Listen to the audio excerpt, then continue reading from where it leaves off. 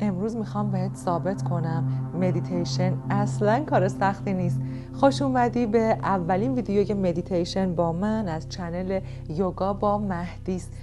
بیا با من همراه باش و یه مدیتیشن خیلی کاربردی برات دارم که هر جایی میتونی انجامش بدی. فقط کافیه صاف بنشینی، چه روی زمین، چه روی مبل، چه روی صندلی.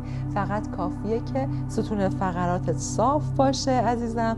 و برای اینکه مطمئن بشیم که صاف نشستی، کف دست‌ها رو به سمت بالا نگه دار، پشت دست‌ها روی پاها، دست‌ها رو از آرنج بکش عقب و خودتو چک کن به سمت جلو یا عقب لم نداده باشی. گودی کمر رو مهار کن، ستون فقرات و گردن در یک راستا. چرا؟ چون که انرژی حیات بخش در راستای ستون فقرات حرکت میکنه. شما تا حالا یک آدم موفقی رو دیدی که اینجوری بخواد برات سخنرانی بکنه؟ یا یک آدم پر از اعتماد به نفس رو دیدی که اینجوری بیاد توی مهمونی ها ظاهر بشه؟ نه.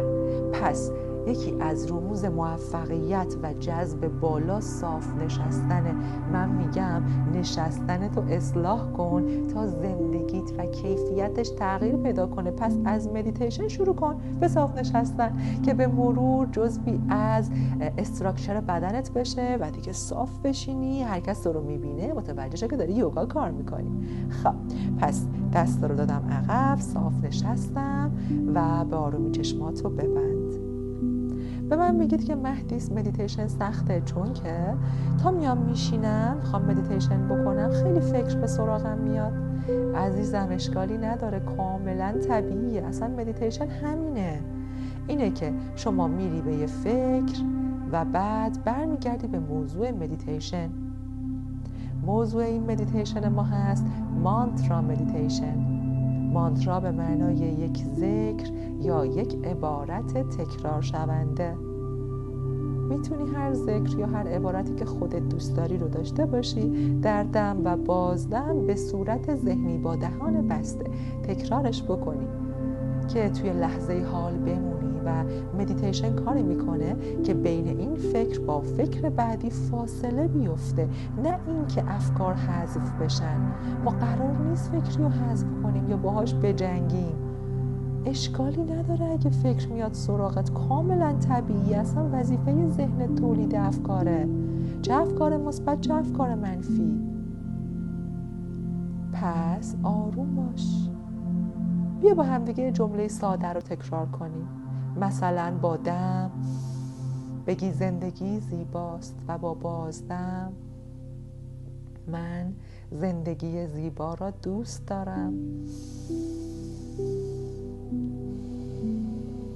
سعی کن عزیزم دم و بازدم آروم، مثل بویدن یک گل از بینی.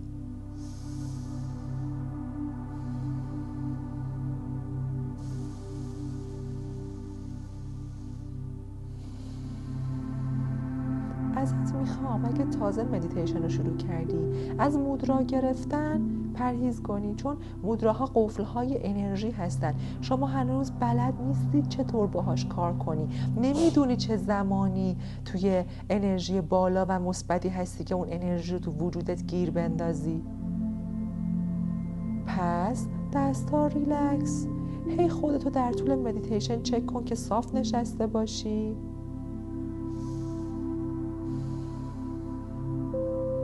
دم زندگی زیباست، بازدم من زندگی زیبا رو دوست دارم. بعضی وقتا میتونی برای مانترا مدیتیشن یه مانترا بذاری پلی بشه، خیلی زیباست، که صداهای قشنگی که یه سری در واقع کلام‌هایی رو بیان میکنن که شاید حتی معنیشو نمیدونیم، شاید اون کلمه سانسکریت باشه. خب مثل سوهام میتونی به مانترا گوش کنی، تو ذهنت با دم و بازدم سوهام رو تکرار کنی و هر وقت دیدی که مشغول فکری هستی مچ خودتو بگیری و بگی اشکالی نداره، برگردی دوباره به سوهام یا زندگی زیباست، بازدم من زندگی زیبا را دوست دارم. به همین سادگی من ویدیو رو کوتاه میکنم، تو یه جای ساکت رو پیدا کن، هر جور که دوست داری بنشین، صاف و صوف، خوشگل، با چهره‌ای غرق آرامش به جهان هستی اعلام کن که آماده تغییر هستی، با یه لبخند، با حس خوب. و ازت میخوام که اگر این ویدیو برات مفید بوده لایکش کنی، برای دوستات بفرستی و برای حمایت از من چنل رو سابسکرایب کنی. شکر وجود تک تکتون. منتظر مدیتیشن های بیشتر از چنل من باشید.